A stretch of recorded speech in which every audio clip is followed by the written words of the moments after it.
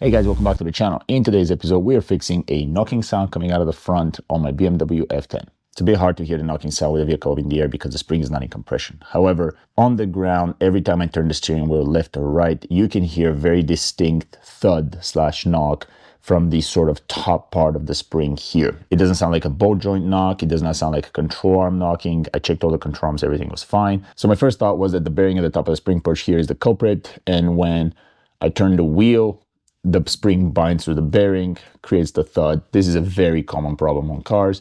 When these things become old, they just start seizing. And when I started thinking about this, I realized that actually this shock is stationary. So in this vehicle, as I turn the wheel left to right, the shock does not actually rotate left to right. The shock is fixed to the control arm underneath it, and the control arm rotates around this ball joint here. So technically speaking, there's no way for the spring to actually be rotating as I'm turning the steering wheel. And on a closer inspection, I actually noticed that this bushing here is actually in a pretty rough condition, and it appears the shock is actually sitting at an angle, which means this bushing is shut and is actually moving inside, which makes perfect sense. So what happens is, as I'm turning the steering wheel, this bushing is actually moving left and right, creating motion in the spring, which is not supposed to move, which is why the spring is making a knocking sound as it's trying to move inside its own spring mounts. So in an effort to resolve this, today we're replacing the lower control arm here and the bolt joint on this side. It makes sense to do both at the same time. You're already moving the control arm. You might as well swap out the bolt joint. It is not very expensive. Get it all done at the same time so you don't have to repeat the effort.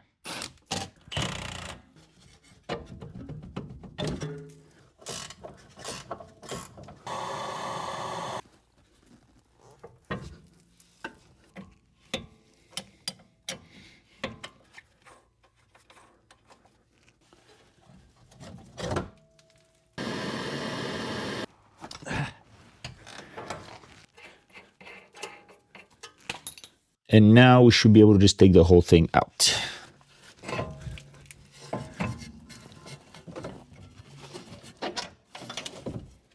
The bolt joint is not terrible, like it's still moving fairly well, but you can very clearly see that this bushing has failed.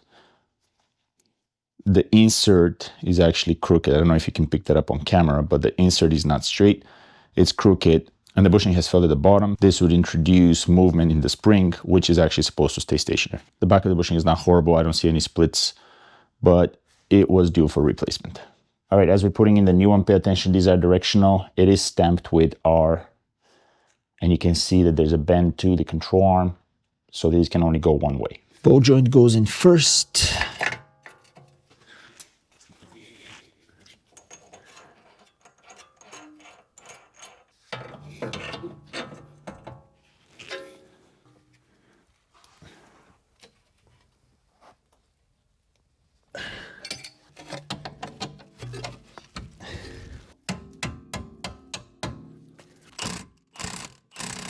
Now we just got to put the nuts, tighten everything up. Now do remember that the lower control arm is not related to alignment, so you don't have to worry about that.